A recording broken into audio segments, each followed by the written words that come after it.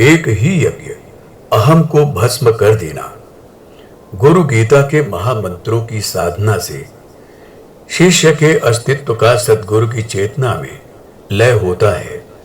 अध्यात्म जगत में यह अनुभूति बड़ी दुर्लभ है और यह किसी को यूं ही नहीं मिल जाती। इसके पहले शिष्य को असंख्य अनगिनत परीक्षाओं से गुजरना पड़ता है। प्रत्येक परीक्षा उसके अहम पर संघातिक प्रहार करती है। इस वज्राघात की पीड़ा जिसने सही है वही जान सकता है। इस तरह का प्रत्येक आघात शिष्य के समर्पण के समक्ष महाचुनौती खड़ी करता है। ऐसी असंख्य चुनौतियों का सक्षम उत्तर विरले ही दे पाते हैं, अन्यथा बाकी तो बुद्धि के तर्कों एवं मन द्वारा खड़े किए गए उपद्रवों के सामने हथियार डाल देते हैं। उनके हाथ पांव अनायास ही फूल जाते हैं और समर्पण पथ से विचलित हो पलायन कर बैठते हैं। आध्यात्मिक साधना की समर भूमि ऐसे अनेकों पलायनवादियों की कायरता की साक्षी रही है। समर्पण के भाव बने रहें, शिष्य का अस्तित्व सद्गुरु की चेतना में घुलता रहे, इसके लिए परम पूज्य गुरुदेव के ध्यान का सातत्य हमेशा बना रहना चाहिए। इसी ध्यान के बारे में ऊपर के मंत्रों में शिष्यों ने पढ़ा कि भगवान शिव माता पार्वती से कहते हैं कि शिष्यत्व की साधना करने वालों को अपने हृदय कमल की कर्णिकाओं के बीच गुरुदेव की दिव्य भाव मूर्ति का ध्यान करना चाहिए। भाव यह रहे कि उनकी दिव्य मूर्ति से शुभ्र चांदनी सा प्रकाश विकीर्ण हो रहा है। ये सद्गुरुदेव अपने शिष्यों के लिए वरदायी मुद्रा में आसीन हैं। उनके वाम भाग में उनकी लीला सहचरी दिव्य शक्ति मां विद्यमान है। ध्यान की इस पवित्र प्रक्रिया को आगे बढ़ाते हुए भगवान भोलेनाथ माता जगदम्बा से कहते हैं, आनंद मानंद करम प्रसन्नम ज्ञान स्वरूपम निज बोध युक्तम योगिंद्रमीगयम भवरोग वैद्यम श्रीमद गुरुम नित्यमहम नमामि यस्मिन् सृष्टि स्थिति ध्वंस निग्रहानुग्रहात्मकं कृत्यं पंचविधिं शश्वत भासते तम नमाम्यहम् प्रातः शिरसि शुक्लाब्जे द्विनेत्रं द्विभुजं गुरुं वराभययुतं शांतं स्मरेतं नाम पूर्वकम। गुरुदेव आनंदमय रूप हैं। वे शिष्यों को आनंद प्रदान करने वाले हैं। वे प्रभु प्रसन्न मुख एवं ज्ञानमय हैं। वे सदा आत्मबोध में निमग्न रहते हैं। योगी जन सदा उनकी स्तुति करते हैं। संसार रूपी रोग के वही एकमात्र वैद्य हैं। मैं उन गुरुदेव का नित्य नमन करता हूं जिनकी चेतना में उत्पत्ति, स्थिति, ध्वंस, निग्रह एवं अनुग्रह के 5 कार्य सदा होते रहते हैं। उन गुरुदेव को मेरा नमन है।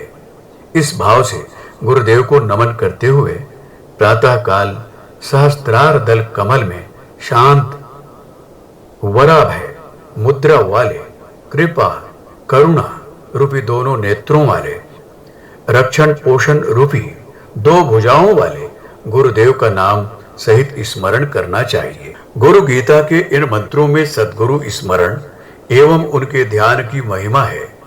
गुणों के बिना स्मरण एवं रूप के बिना ध्यान आसान नहीं है। इसलिए शिष्यों को अपने गुरुदेव के नाम का स्मरण उनके गुणों के चिंतन के साथ करना चाहिए। इसी तरह उन प्रभु का ध्यान उनके स्वरूप को याद करते हुए भक्ति पूर्वक करना चाहिए। शिष्य के जीवन में यह प्रक्रिया निरंतर चलती रहनी चाहिए। ऐसा होते रहने पर शिष्य का अस्तित्व स्वयं ही गुरुदेव की चेतना में घुलता रहता है। जिन्होंने ऐसा किया है या फिर कर रहे हैं, वे इससे होने वाली अनुभूतियों व उपलब्धियों के स्वाद से परिचित हैं। ऐसे ही एक सिद्ध तपस्वी हुए हैं। बाबा माधवदास गंगा किनारे बसे गांव वेणुपुर में उन्होंने गहन साधना की। गांव वाले उनके बारे में बस इतना बता पाते हैं कि बाबा जब गांव में आए थे तब उनकी आयु लगभग 40 साल की रही होगी। सामान के नाम पर उनके पास कुछ खास था नहीं, बस आए और गांव के बाहर पीपल के पेड़ के नीचे जम गए। बाद में गांव वालों ने उनके लिए कुटिया बना दी। बाबा माधव दास की एक ही साधना थी, गुरु भक्ति। इसी ने उन्हें साधना के शिखर तक पहुंचाया था। जब तक उनके गुरुदेव थे उन्होंने उनकी सेवा की, उनकी आज्ञा का पालन किया। बाद में उनके शरीर छोड़ने पर उन्हीं की आज्ञा से इस गांव में चले आए। चर्चा में गांव वालों को उन्होंने बताया कि उनके गुरुदेव कहा करते थे कि साधु पर भी समाज का ऋण होता है, सो उसे चुकाना चाहिए। क्या ही अच्छा हो कि एक एक साधु एक एक गांव में जाकर ज्ञान की अलग जगाए, गांव के लोगों को शिक्षा और संस्कार दे, उन्हें आध्यात्मिक जीवन दृष्टि प्रदान करे। अपने गुरु के आदेश के अनुसार वे सदा इन्हीं कामों में लगे रहते थे।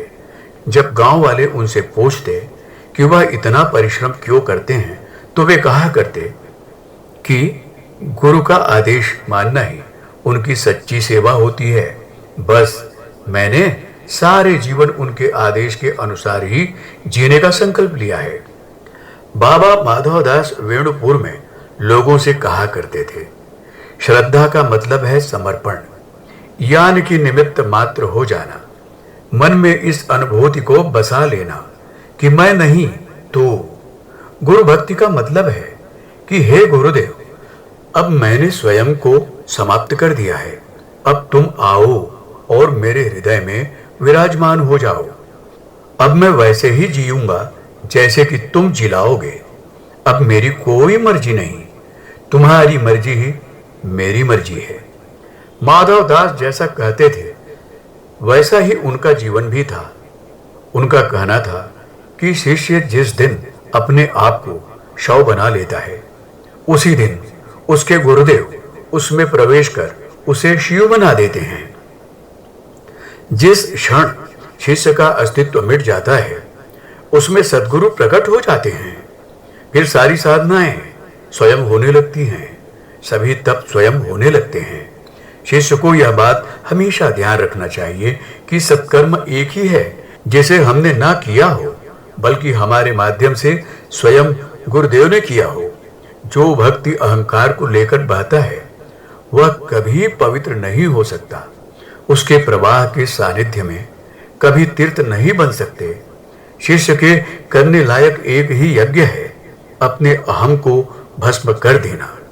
समझने की बात यह है कि धूप में खड़े होना अथवा भूखे मरने का नाम तपस्या नहीं है, यह तो स्वयं को मिटाने का साहस है।